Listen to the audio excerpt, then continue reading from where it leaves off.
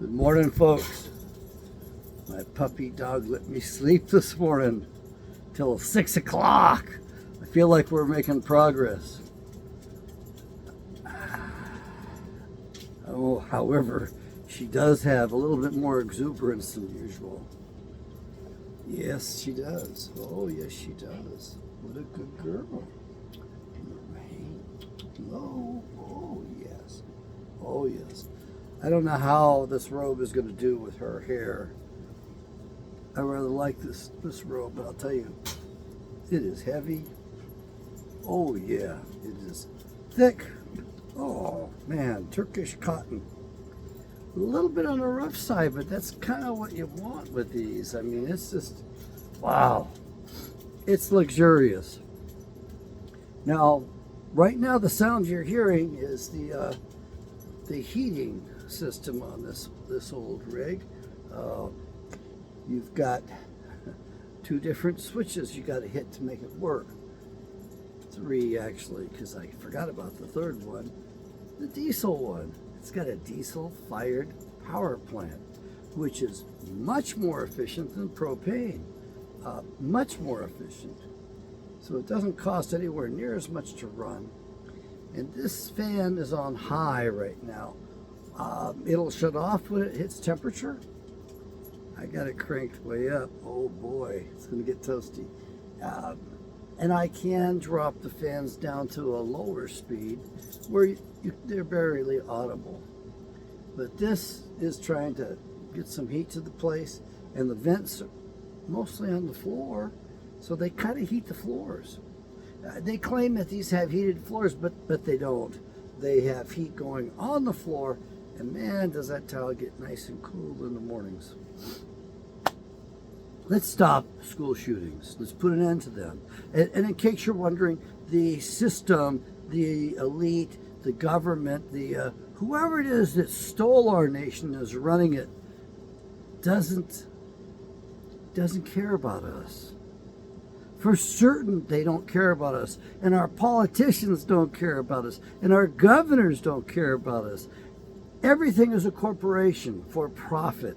Every one of these things is registered on Dun & Bradstreet. Your state government is not an organic state government. The governors do what they're told to do. How do I know this? And also, by the way, they don't give a shit about us. They don't care. Because if they cared at all, I would have gotten a response to the letters I sent out to these governors. I sent probably 37 letters to 37 governors. I sent them to agencies. I sent them to, I sent one to my representative, Mary Peltola, who I hope does not get reelected because she didn't take any action on this. And she voted with Biden every fucking time. Besides that, she's a bitch. You know, she's a liberal bitch. I'm sorry. No, I'm not.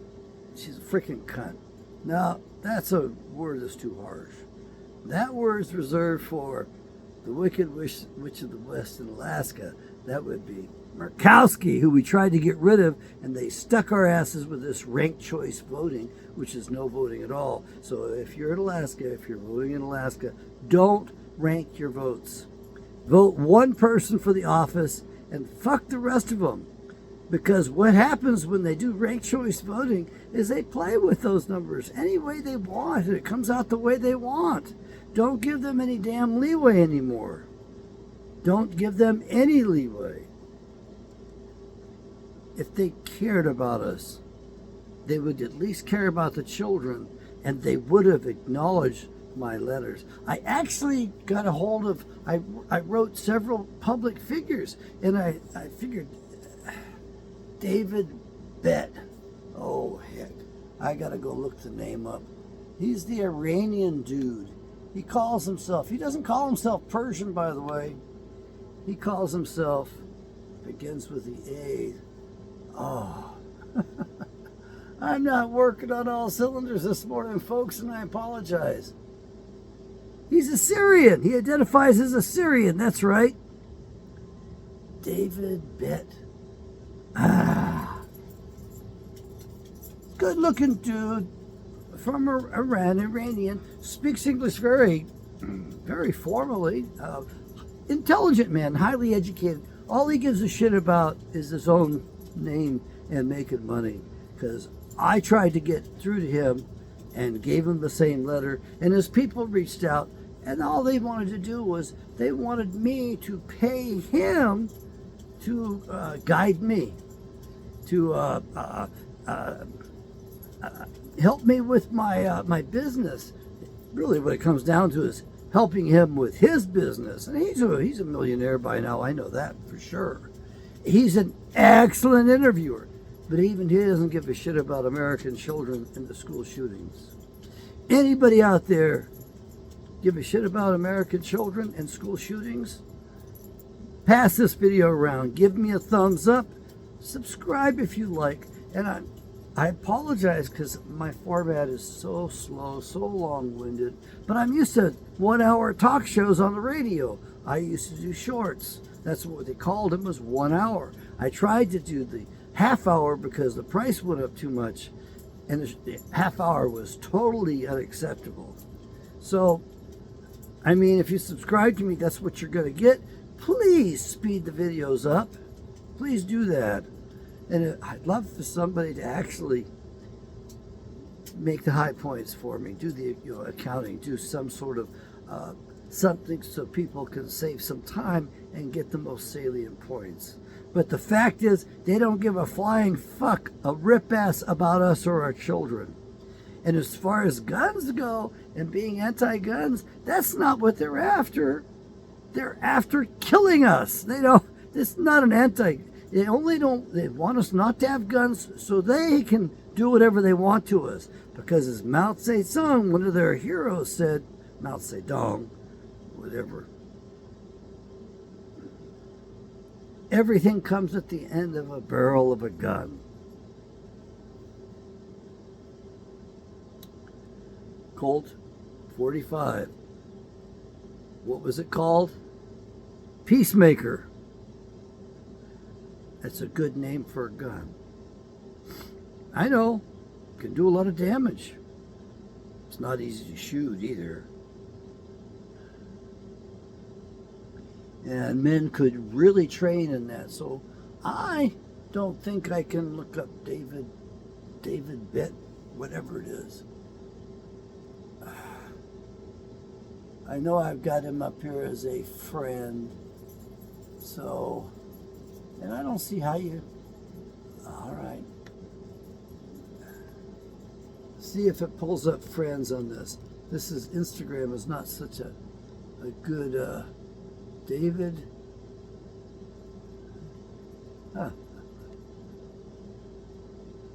Bet David, I think is the name. Put Bet in here. See if that shows up. Bet. No, it's not going to show up. It's not going to show up at all.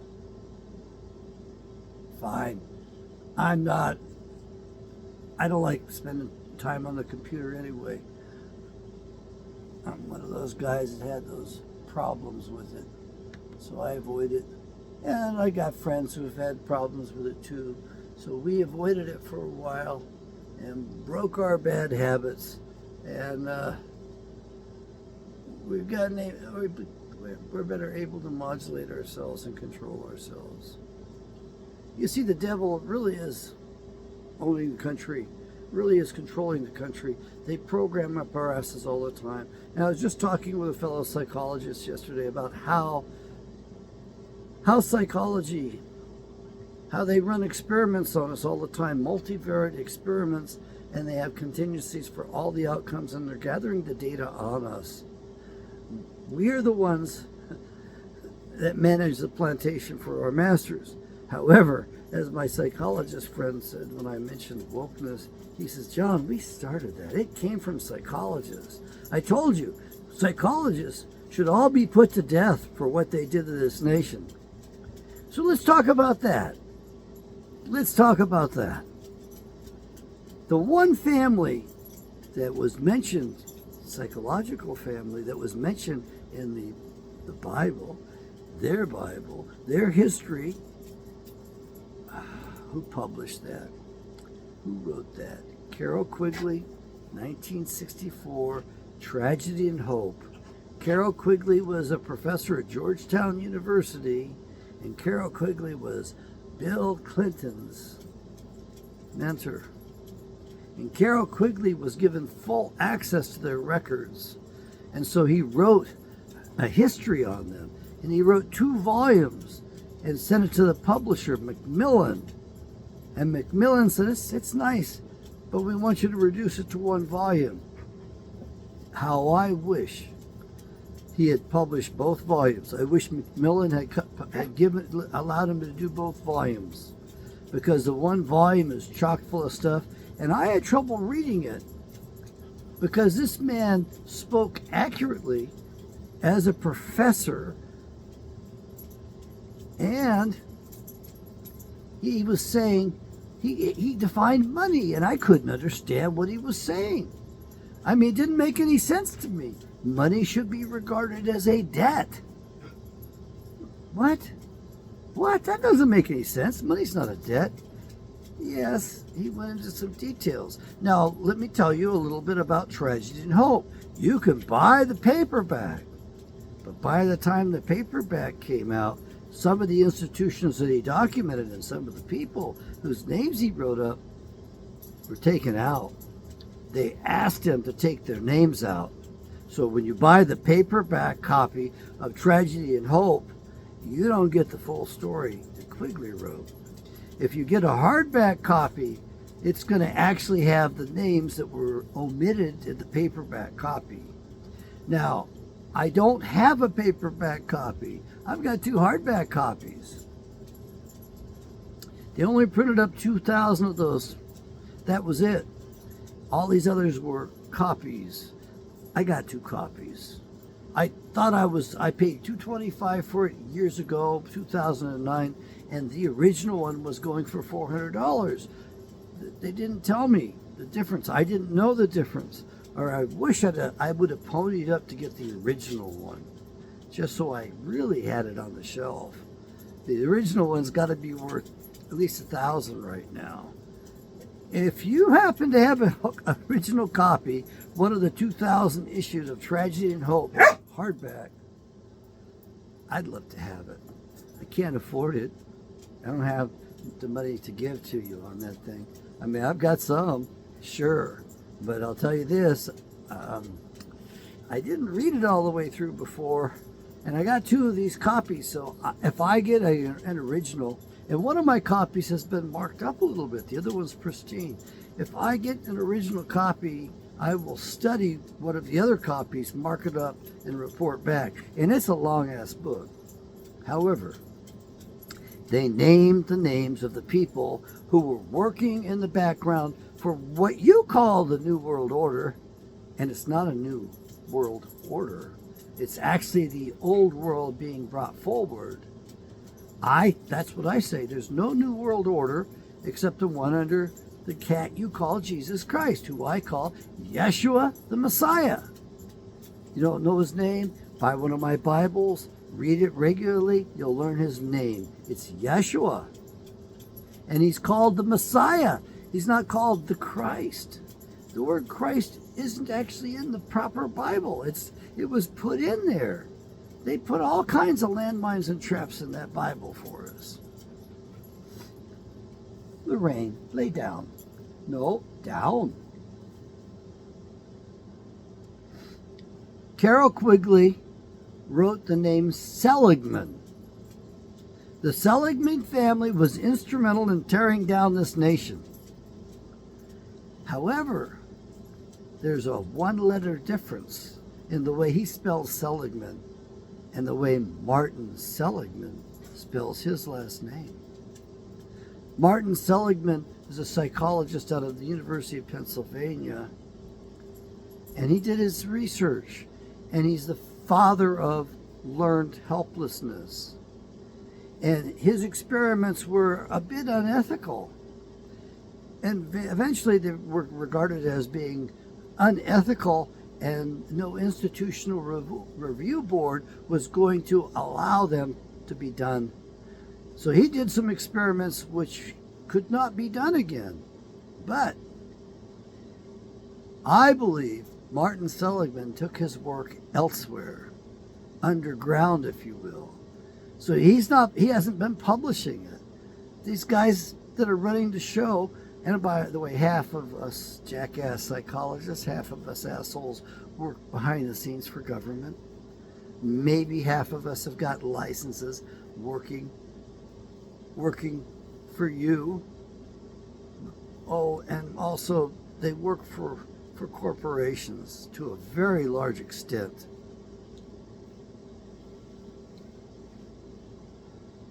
Psychology was instrumental in bringing you wokeness, in bringing you the twisted messages, in helping the CIA take the rug out from underneath us. So you would know, you wouldn't hold anything in your mind that was actually truthful. Did we go to the moon? Did we not go to the moon? Is the earth flat? Is the earth round? Is the earth actually inside a globe? You know, kind of concave, convex. Who the hell knows? Or is the earth that we have just a little tiny spot on a bigger globe, hemmed in by an ice wall? Who the hell knows? The men who traveled knew. Captain Cook knew. I think they probably were the closest to Captain Cook. He went around Antarctica, and he said he did 50,000 miles around Antarctica. He logged 50,000 miles. Okay, I don't have a copy of those records of his logs. I'd love to. I'd love to see what really holds. But the fact is that a lot of what's going on doesn't make sense, and that's done purposely so that you don't know what to believe and you have no foundation. You want a foundation, you buy one of my Bibles, you're going to get a better foundation by a long shot. Why is that? Because it is more accurate than the original King James Bible. My ancestor brought you the original King James Bible. Yes, he oversaw it for his uncle the king, because his mother had passed away and he had retired from his first job or hobby. He wrote the Shakespearean plays. One of the greatest minds ever, with probably the largest vocabulary ever, in English anyway. My vocabulary was pretty large. It has diminished a bit. I have had to stop working professionally a while back, and I was on the radio for a little bit. The prices went up. It's very controlled. Will they allow me on the radio? Oh, hell yeah. But, at $450 an hour, it's a no-go. At $150 an hour or $200 an hour, I could do that. But at $450, I couldn't justify it. Yes, I'd like to get back on the radio. There's a few stations around here. I guess the big one wouldn't allow me on there because they're controlled and owned by the evil ones. And the other radio station that would let me on there, when I asked my buddy how much airtime is, he says he didn't even want to talk about it. It was so much money. It was like over $1,000 for each hour. And that's supposed to be the conservative station. That's where I'd like to be. Over $1,000 a frickin' hour. And then the other alternative station, which is pretty damn good locally. Well, there's another station that I was on. It's Christian. It's actually controlled by the tribe. They cheated me. They mishandled the shows, and they wouldn't own up to it, and they insisted. I made a mistake. And my friend in the radio business said, John, you shouldn't sign that contract. You shouldn't have signed it. You could have taken him to court. You could have won. I wished I'd have listened to her. She knew better than I. Brandy Alexander out of Tupelo, Mississippi. That's where I got the taste for talk radio. She had me as on her radio show, and I guess I drew the people in. And Brandy was extremely intelligent. She had a master's degree. She became a good friend. She helped me understand Southern culture, especially white women in Mississippi and their culture, because it's a little different than what we think. Southern belles, you think that they're feminine, and you think that they're soft and loving, and man, I gotta get me one of them. Oh, no. They definitely have an iron fist under that velvet glove. Yeah, and I found out. I rattled my girlfriend. I didn't mean to. I just realized that she was in charge of everything. She set up every date, every outing. She was planning it very nicely. As a matter of fact, that's what her job was as a Southern belle. I was just supposed to go to work and pay for things, I guess. Yeah, I was just supposed to go to work, and she was supposed to be in charge of entertainment. She was very entertaining. But I decided I'm going to take charge, and I'm going to do it in a respectful way. And I asked her out on a date in advance, which is basically a Tuesday or Wednesday. And my God, did she get rattled by that? Very disturbed. Her face got all, ooh boy, it went out of kilter. I mean, she really, her face got screwed up. She screwed up her face. It was like, what am I doing wrong? Or he's asking me. I don't know. I wish I could ask her what happened, but I'm not going to talk to her again. The way she ended the relationship, and what she did in her first marriage, and the fact that they got remarried, and I respect the marriage and I respect the husband. I don't respect the wife. No, I'm not going to respect her. I'll talk to her husband first. He probably doesn't want to talk with me, and I can't blame him. I wouldn't want to talk to her. I wouldn't want to talk to the other man. But, if I had a chance to talk to Buck, I'd say, I'm sorry that I interfered in your marriage. I had no idea. They were legally, technically divorced, but, oh well. I was used to manipulate his ass back. Buck knocked down big bucks. Buck was a good businessman. He was a tremendous businessman in a place where the economy was so poor that 60 grand was a big wage there.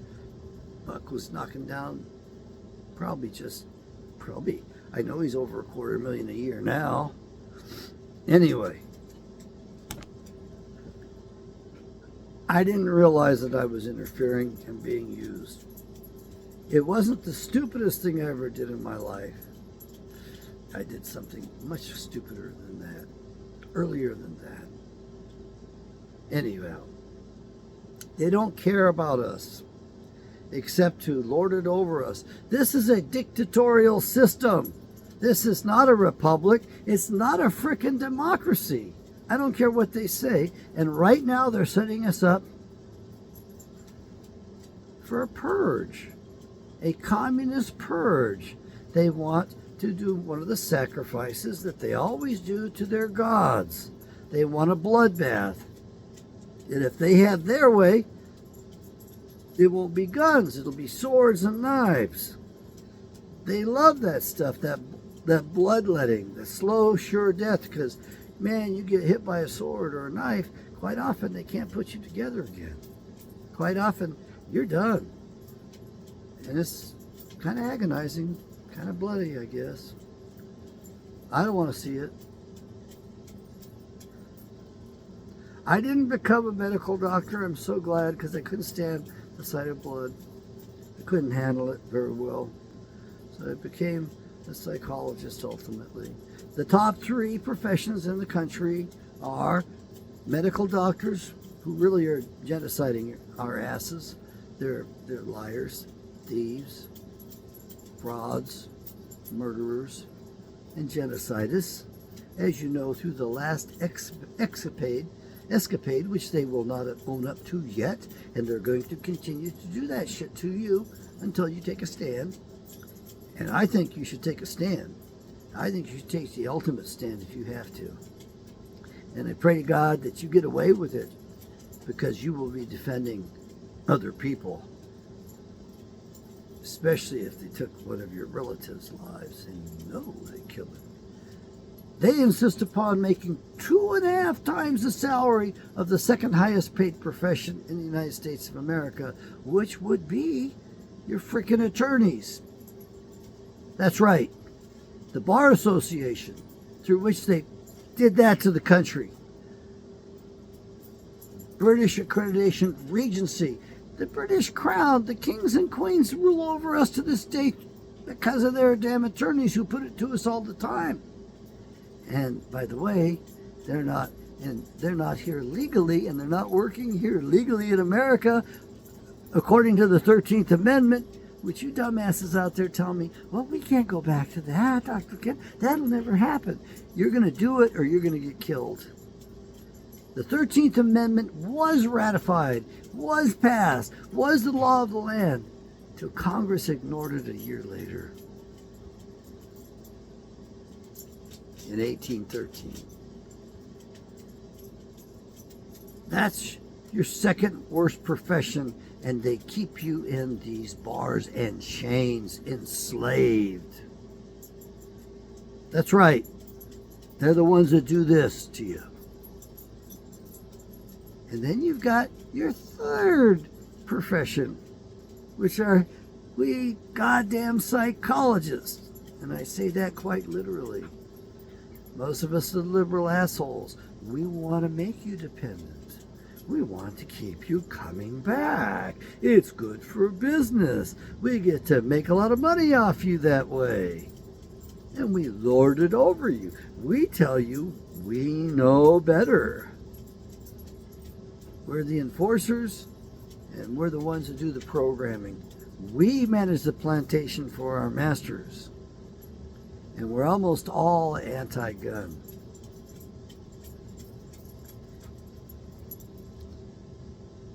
If you really want to be free, pass an ordinance in your county, at the county level.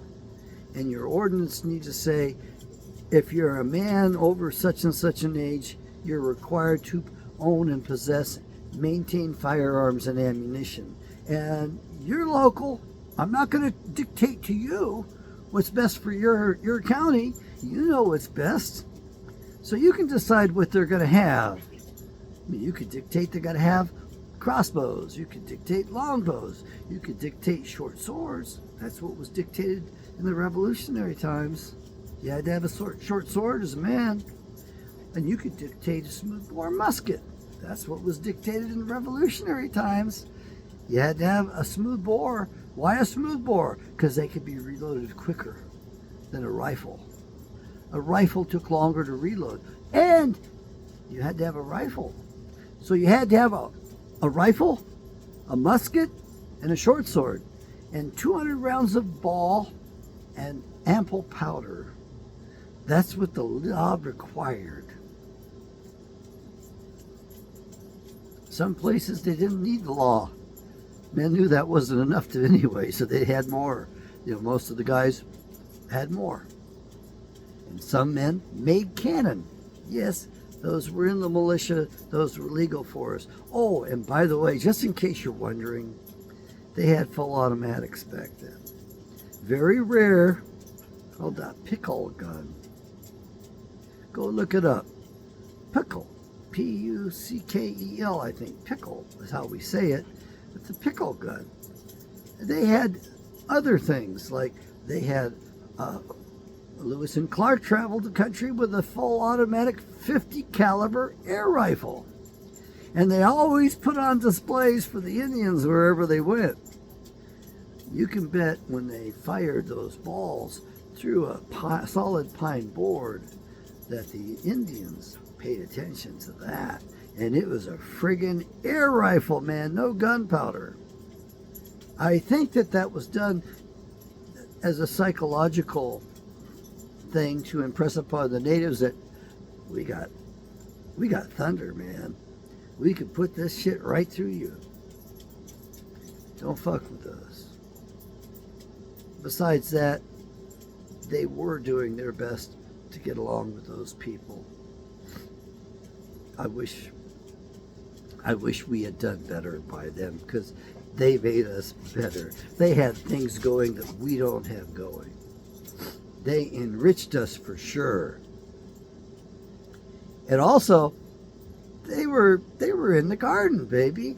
They had it made. The way that they lived, and this place had so much fish, so much waterfowl, so much game that you didn't have to go to the store. You just had to go out and shoot something. Go out and fish. You didn't have to buy it. Talk about organic and clean. That was before we became the land of bitter waters. Go look it up in your Bible. It's there. The land of bitter waters. Our waters sure have become bitter, polluted, plasticized, all kinds of chemicals. And you got this government that actually protects those guys doing that stuff to you. This government authorizes and approves things that are illegal around the world because it's known to be bad for people, bad for the environment. It's known to diminish intelligence. It's known to shorten lives. It's known to cause all kinds of diseases and cancers and fungi and whatever the hell else you want to say. Dementia. God, they have engineered in so many illnesses and maladies into this society. And it's all legal because the FDA approves it. And they're not gatekeepers. The only ones they're gatekeepers on is you and me, so we don't find out what the truth is. But I got to tell you, it's been illegal to fluoridate water in every nation in Europe for about 2 decades, at least 2 decades. They won't have it. Why won't they allow water to be fluoridated? There's a couple nice books on that. I got them on my shelf. I've only read one of them. But I will tell you this.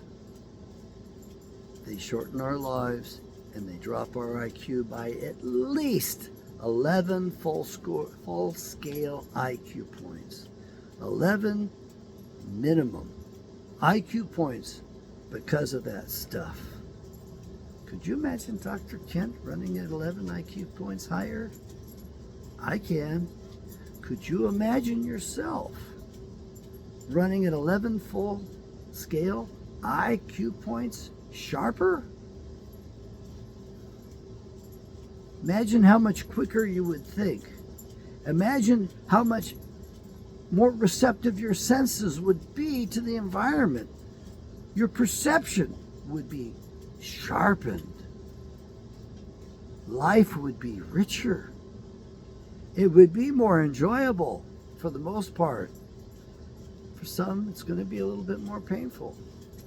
For the average normal person, it's going to be more enjoyable and more painful, both. You see, you can't have the highs without the lows. Depression is natural. We are a suffering lot. We're human beings. It is our lot in life to suffer and to get corrected. Hopefully to correct ourselves, or hopefully for somebody that's close to you that cares for you, that's a friend, to take you aside and say, look, I don't know how to tell you this, but... And they don't do a public display of it, and they don't share your weaknesses with anybody else. That's a real friend. That's why I asked my Jewish lady in Louisiana if she would be my handler, because she's honest. And well, I think she is anyway. I could be fooled.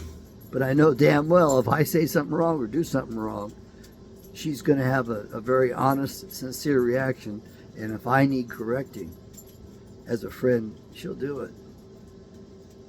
That's the kind of friends you want. You don't want somebody that's going to undermine you all the time and undermine your goals. And that's what most friendships have become these days. They've become negators. It's not a slight minor problem. It's a big problem. I've got a long-standing friend who undermines me all the damn time. I don't think he knows what he's doing.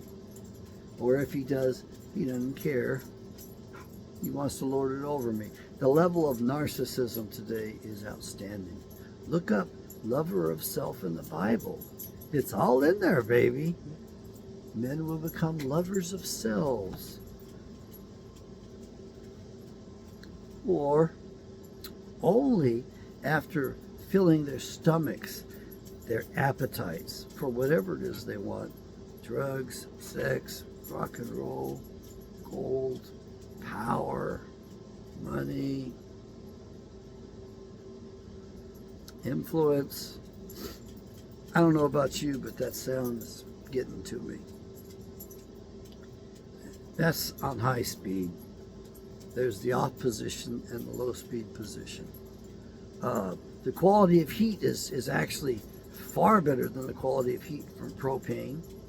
I did the math quite a while back, and at that time I figured out that using propane cost 5 times what using diesel fuel would cost. I think it probably results in more pollution too, but don't hold me to that. I haven't gone and studied that. If you study it and you know what the differences are, let me know. Sorry, I just hit my reading table and knocked the phone down. Let's get back to it. They want to take our guns away. How do I know that?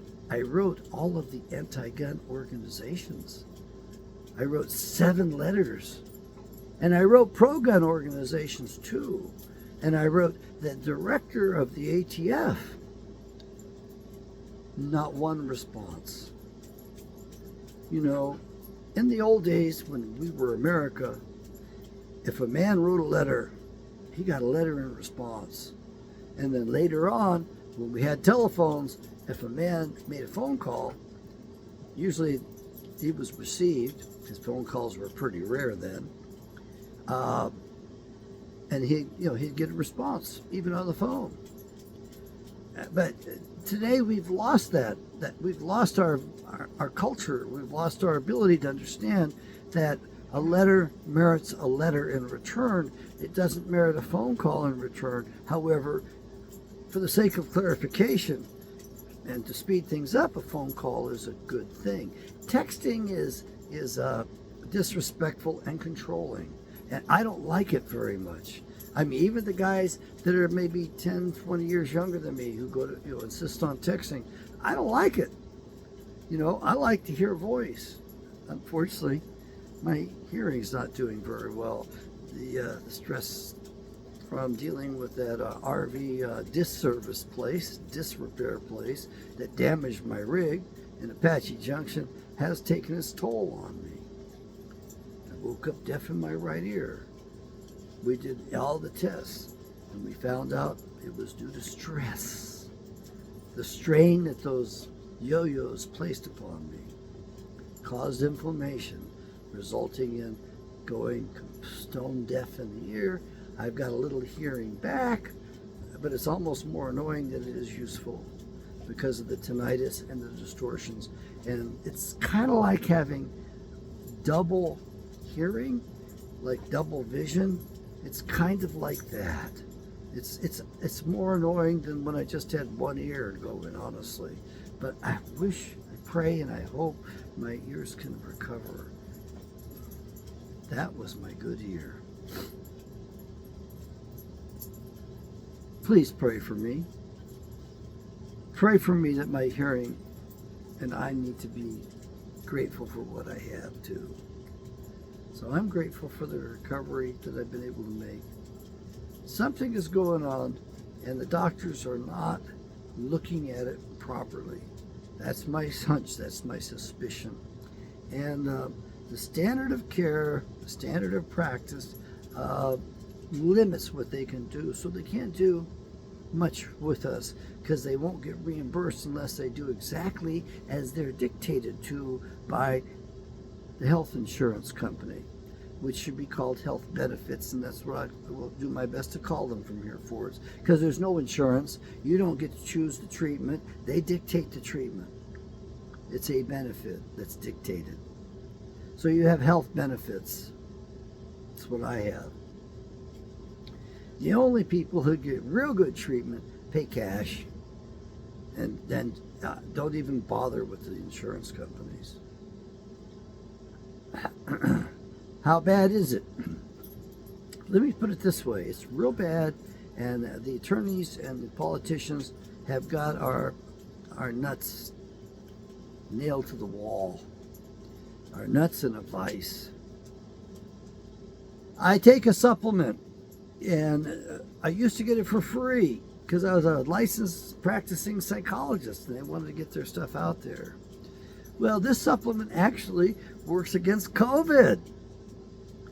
They don't want you having that. How badly do they not want you having that? Well, the government decided they were going to cover the medicine. Probably, it's a supplement. They were going to cover it all, and they covered it about 15 years ago. And then there was a generic form of it, which was not very stable, wasn't very good, not as good as the original. And so they covered, they offered, they gave me that. And then they stopped covering it altogether. But I found out they actually cover it. So I paid for it cash out of pocket. It was about $1.44 at the time for 90-day supply. Today it's almost $200. And I know the markup. The markup is tremendous. I bet the plastic in the bottle cost them more than what's inside the bottle. Yeah, the markup is that high in medical supplies. And in the vitamin industry alone, the markup is 20-fold. So when you look at that $20 bottle of vitamins on the shelf, it costs the retailer $1. They make a huge amount of money off it. So don't be afraid to make them an offer. And money's going to be getting very tight here, and so a lot of them are going to accept your offers, and they're still going to be making a good profit. They don't care about us. And to finish that little short story, if I call up and mention insurance, they tell me the copay is $6.95, and I'm like, $6.95? Deal, I'll do it. No, $695. And not only that, by law, once they mention that price, they can't sell it to you at their regular price. I learned my lesson. I don't use the prescription because the government, big pharma, they don't want us to have it. So instead of paying $695 in a copay, I pay $195 straight out of my own pocket every 3 months. Why do I do it? It crosses the blood-brain barrier. It reduces histamines in the brain, reduces inflammation, thereby reducing the risk of stroke. I had 2 strokes in 2006 as a result of the undue pressures that my employer put up on me at the time. And I will be addressing that at some point because they did that based upon fraud. And so I will be addressing them when I'm ready. And I'm going to be asking for millions on that. Don't know if I get it. Really don't care. That would wreck my life. That would ruin my lifestyle. That would put so much stress and strain on me and trigger so much freaking greed. I wouldn't like it very much, to be honest with you. I'd rather do without it.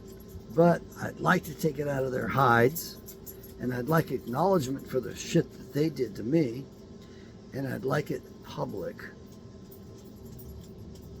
I made the complaints with the psychologist boards of examiners fully so that they couldn't go after my license if I told the truth, the story. My attorney warned me, you can't talk about that because you'll be guilty of unprofessional conduct because you're required to tell the board all that stuff and report it to the board. So I did report it to the board. I didn't report it wholesale because board's dumbasses, they wouldn't have been able to handle it one time. I reported it piecemeal so they would have all the pieces. I just reported it as I was required to report it to them. I think I got up to letter J or M, K or something like that, and I was worried I was going to have to start using, I had a lot of complaints before that board, and they didn't know what the hell to do because they realized that I was honest and truthful and I hadn't done a goddamn thing wrong. And there was Gary Lovejoy, who I used to call Love Boy on the radio, who was supposed to be for us psychologists, and he was the gatekeeper there for his governors. They got to protect what's going on. They got to protect the murderers that were killing people in the big house. It's a pretty bad government. It's dictating all the way around. You're living in a dictatorship. It ain't you aren't free. You're a slave. Welcome to the reality, folks. You and I are slaves. Don't give up your guns. They want them.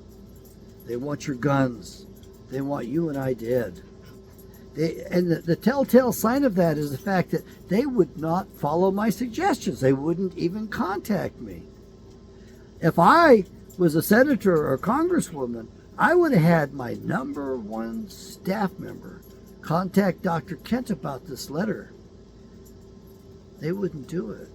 The senator, the Wicked Witch of the West, wouldn't do it.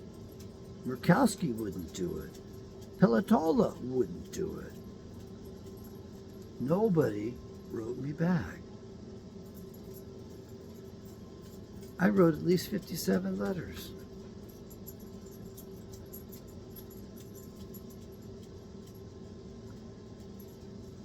Even these guys that are supposed to be social warriors, standing up for truth and justice, they didn't give a shit. That's how controlled they are. All I suggested was really simple. A physician be required to inform a man or a woman prior to commencing treatment that this medication may increase their suicidality, may increase suicidal ideation, and it might give them enough energy to actually be successful in committing a suicide. Now, we commit suicide when times are good, and they're not good at this point. At twice the rate, we kill the other son of a bitch. We kill the other motherfucker. So we were committing about 20,000 suicides a year, most of my life, and 10,000 homicides a year. But the physician needs to warn them as well. This may increase your homicidal ideation. And every school shooting has been associated with this medication.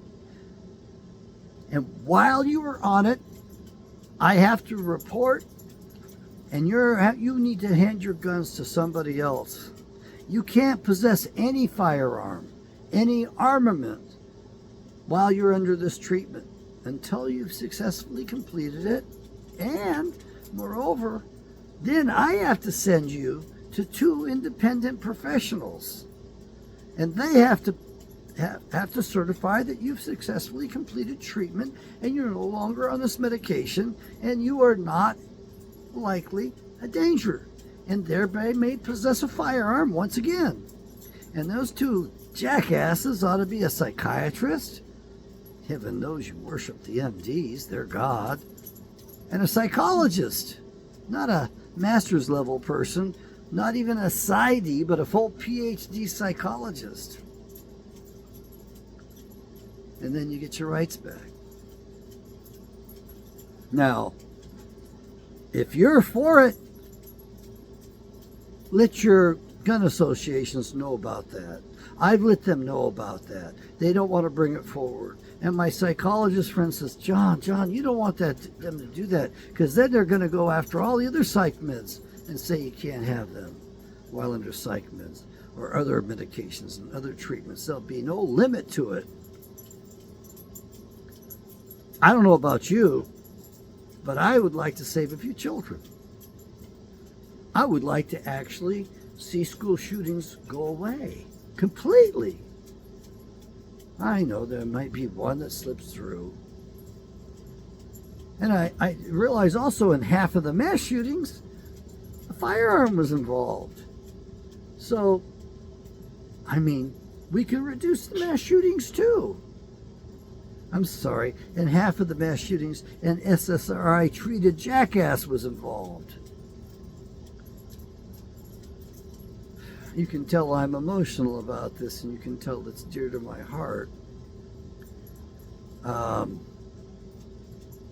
You need to understand something. There's a bunch of jackasses in the country that want to lord it over the rest of us, and they hide. They hide the fact that they're laying in wait for the rest of us. They are shrewd, and quite often they're near you. They're part of your family, and they will set your ass up and turn your ass in. And sometimes they do it thinking it's for your good. And sometimes I guess it would be for your good. But when they want to interfere, when you're an adult and you know what's best, then that's not a fair deal at all. So I have no family at this point. They don't own me. I don't own them. I just don't care. They don't care. I don't care. I got 3 grandnephews. Actually, I got 4 grandnephews. And I got 1 grandniece. I guess I should say great niece. Sounds better than grandniece. I have 1 great niece and 4 great sons. The parents don't want anything to do with me? Fuck them. The children, when they get old enough, they can reach out to me if they want. That's okay. I haven't been the best uncle. I haven't given them much in the way of gifts or contact like I should. I know that if I was married and had a wife that was doing what women did in the 50s and 60s, that my wife would have taken over and would have said, dear, we got to get so-and-so a gift. It's time. She would have helped manage me in the family matters like that while I was busy with other things. It's called division of labor. She's called a helpmate. Unfortunately, we let them dictate to us, and as a result, we got this shit-ass mess today. We have this screwed up thing because they want to feel good. Oh, we have to elect a black man as president. Don't you feel good about yourself now? Oh, I feel so special. We voted for a black man for president. Of course, that was preceded by your media programming up with a black president on the show 24. And by the way, the lead character in 24, Jack Bauer, guess what? The Rothschilds must have loved that baby. Why's that? Why would the Rothschilds love the fact that Jack Bauer was this Superman in the show 24? It's because that's what their name was before they changed it to Red Shield. The sign that was outside their door on Judenstrasse in Frankfurt. By the way, that sign was a red star. The star of Molech. Which today they painted it blue. And they sold it to you as the Star of fucking David. There's no Star of David in the Bible. Go read the whole Bible. Prove me wrong. You will find, however, the star of Remphan, the star of otherwise known as Moloch, and several other different names they called that jackass god, that devil, that Lord, Baal. That's the problem with the word Lord. Which Lord does it refer to? Look, motherfuckers, you need to read the Bible and understand you gotta know Yahweh's name. You've got to revere Yahweh's name. The number one commandment. First, baby, which most of us break. Hallow his name. Have no other gods before Yahweh. It's his turf, baby. That's all I can say. Am I happy with him? I'm pretty elated. But I haven't always been happy with him. And many times I said, and I've said to others, man, when I get there, I got to have a talk with that boy. You got to have a sense of humor. You have to laugh. It is the best medicine. And in our predicament, we need to be able to joke. And of course, they've taken away your sense of humor with political correctness. You can't make jokes. God, I loved Archie Bunker. He was a jackass. I couldn't stand him. None of us could. But man, could that actor deliver? His timing was impeccable. And then you go look at Red Fox. His timing was so good. And you look at some of the other guys that preceded them. I mean, we were able to make jokes about anything and everything. You need to desensitize yourself to all of those terms, including the word nigger. You need to be able, and niggerhead was part of our vocabulary. It was a part of a ship. It was the big, I don't know what else to call it, the big niggerhead on the front, on the deck of the ship that I was on. And what was that? It symbolized strength, power. Why? Because that thing was wired into the diesel engines of the ship. They were powerful. And they would put ropes around that, chains around that, whatever they wanted, and they would hoist up massive, massive loads that even a full crew couldn't do. You had the whole mass of the boat, the ballast of the boat, the tonnage of the boat, sitting there, holding it down. You had a lot of torque from diesel-fired power plants that managed that super winch. And what is with the blacks? They call each other niggers all the time, and now they say ninjas because they're ninjas. So what, are we going to make ninjas a bad word? We just might.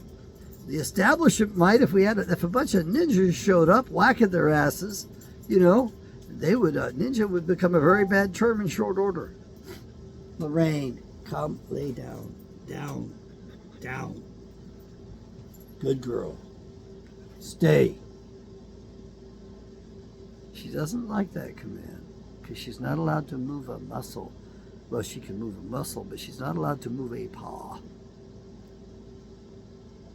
Good, stay. Stay. We're going to work on that. I've neglected that, so I'm going to go get the treats out, put them in a little foil pouch, and when we go, I'm going to train her on that for a long time today, which means I have to have patience. But the nice thing about it is that she's super intelligent. This is a super dog. This is the most intelligent breed there is. And I can assure you, by the time I'm done with her, she's going to be smarter than the average American. She's going to have more intelligence going for her than the average American has going when I'm done with her. My last dog had more intelligence going for him at the end. Of course, he had the biggest brain of the canine breed. He was a magnificent animal. There's nothing that beats a Great Dane when it comes to majesty. The Great Dane will never start a fight. They don't need to. And if there is a fight, it will be over so fast you won't even know. You will never know it's coming. And the Great Dane will not back down. They won't. And they'll take care of business very quickly. Hey! What did I say? She broke. So however long that was, we want to make it longer, which means I got to be patient to make this happen. So who's getting trained? Do you love your children? Do you want to see a future for America? Do you want America to have safe to rear children in? Then join with me. Join with me and let's make this right. Let's require a black box warning on all SSRIs. Let's require the standard of care to include the warning, and that the client has to agree not to possess firearms until they're off the medicine. That's going to ding Big Pharma's profits big time. But you're going to live better. You're going to have higher highs and you're going to have lower lows. You're going to be able to enjoy life better. It's going to be more dynamic. Like music goes loud and soft, your life should be dynamic and full of energy. You need that feedback system that the gut provides you and that SSRIs deprive you of. You need to be able to feel that in your conscience, in your guts. May Yahweh bless.